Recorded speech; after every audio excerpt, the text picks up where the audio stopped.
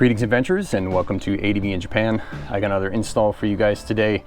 So I went ahead and picked up the one finger clutch lever from Aliexpress. This is a nice CNC version, which it's not bad actually. Lightweight aluminum, looks pretty good. I'm thinking it's probably gonna do the job. So the advantage to having this is it's gonna ease up the clutch lever a little bit. It's gonna make pulling in the clutch lever slightly easier due to the length of the clutch arm here. Increasing that length is gonna make it, mechanically wise, it'll make it easier to pull that clutch lever in. And while that is great, the more important advantage here is that it actually allows you to have one extra finger on the handlebar. Traditionally, we adventure riders, well, motorcycles in general, operate the clutch with two fingers. But having that one finger clutch, it basically allows you to have that one extra finger on the handlebar. And this is really important, especially in off-road riding, just because the way we're pushing our bikes, you know, the back force inertia, jerking us around and stuff, it's really important to have full control of those handlebars while at the same time maintaining clutch control. And so that's essentially what this upgrade does for you. So just a couple things about the Aliexpress one finger clutch. It just depends. Some people have received this item with the shaft here in the wrong direction, and that is easily fixable. You just remove this bolt and then you can go ahead and twist it in the orientation that it should be. Other people have also complained that this has been in the wrong direction. It's been flipped upside down. So be sure to make sure that this is in the correct direction. If you're unsure of which direction it should be, I'm going to go ahead and show you how to easily figure that out by just comparing it to the existing clutch arm here. All right, so for the tools you'll need either an impact wrench or an impact driver or a socket wrench will do. I'm going to go ahead and use the extender here with a size, looks like a size 8 for the bolts here on the casing. And then you're going to need a pair of pliers, or if you have some open-ended combination wrenches, that'll work as well too. And then a size 3 Allen wrench here to put this assembly together. And of course, if you've got definitely some blue goo, some Loctite will help out from keeping this bolt right here from coming out. We're gonna go ahead and adjust that in a minute. Okay, so let's go ahead and get into the install. It's real quick, shouldn't take too long. And then also at the end, I'll give you a rider impression and let you know how I feel. Okay, so basically what we're dealing with here is just these two bolts. That's pretty much it. But in order to get this off, we're gonna have to loosen the slack here on your clutch cable so that we can pull the clutch cable out of the arm here. Okay, so let's go ahead and loosen this up. Okay, so once that's loosened up, then you're gonna take your needle nose here and you're gonna go ahead, there's this little tab right here that's keeping this inside, your clutch cable inside there.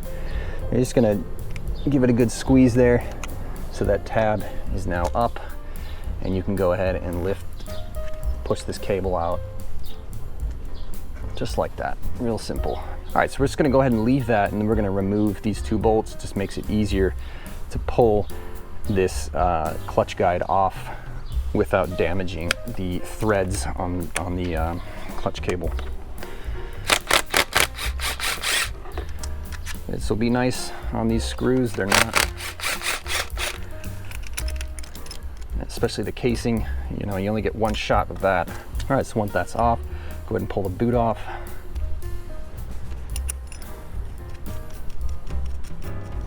That lug knot off.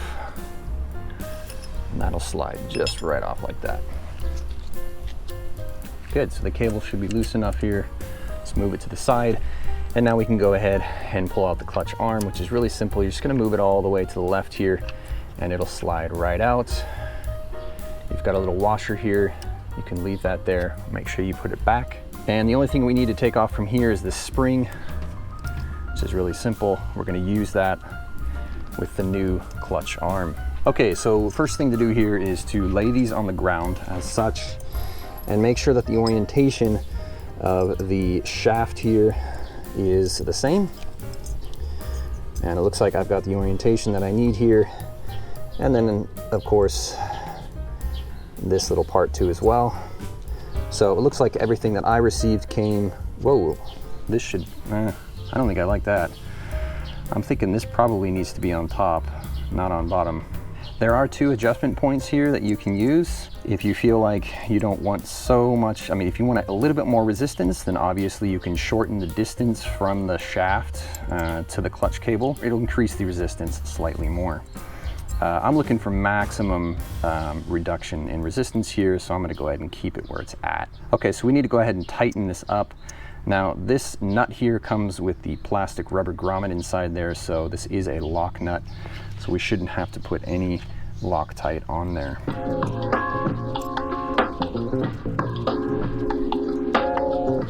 Now, this should be fairly tight, but you don't want so tight that it's going to severely restrict the movement of this piece here. Good. All right, the next thing is I'm going to remove this and put some Loctite on here so it does not move. And I can also show you how this works.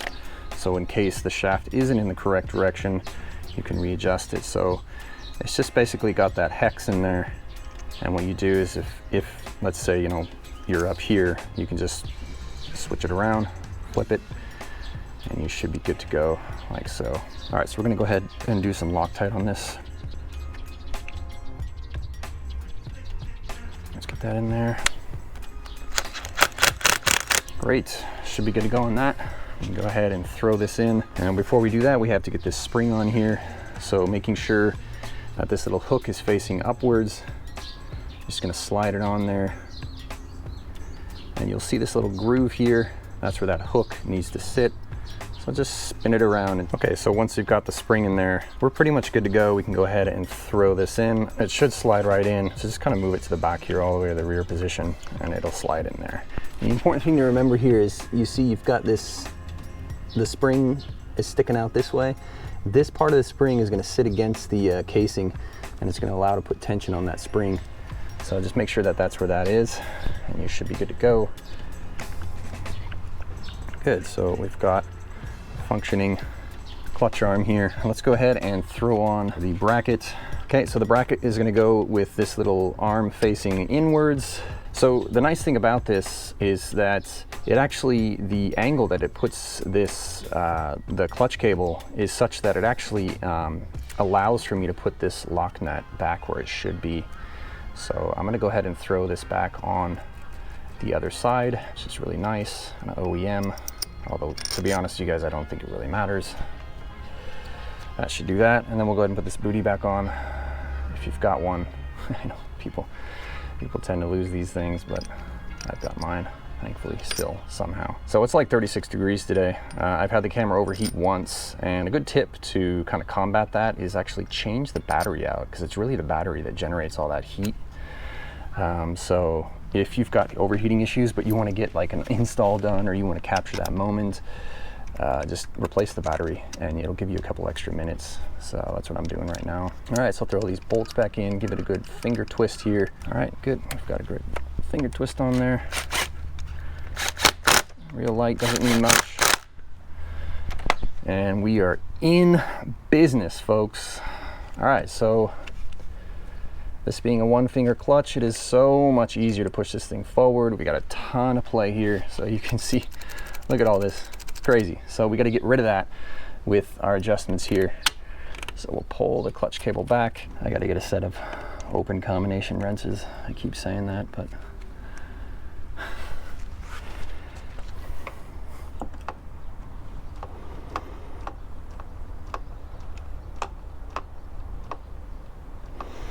okay, why don't we give this a try, see what it feels like. Now again, when you're doing this adjustment stuff, make sure that your finger's on the brake here, so just in case, if your adjustments are off and the engine is engaged, the bike won't fly forward.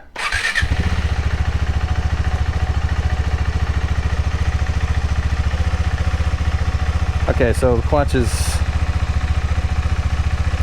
fully disengaged here and the bike's not moving at all. Now let me go ahead and do my usual orientation where I've got it. Okay, see now, see that we've got the bike moving here. So we've got some slack in there that we definitely have to get rid of. Okay, you guys, so the adjustments are done here. I didn't want to put you through all that.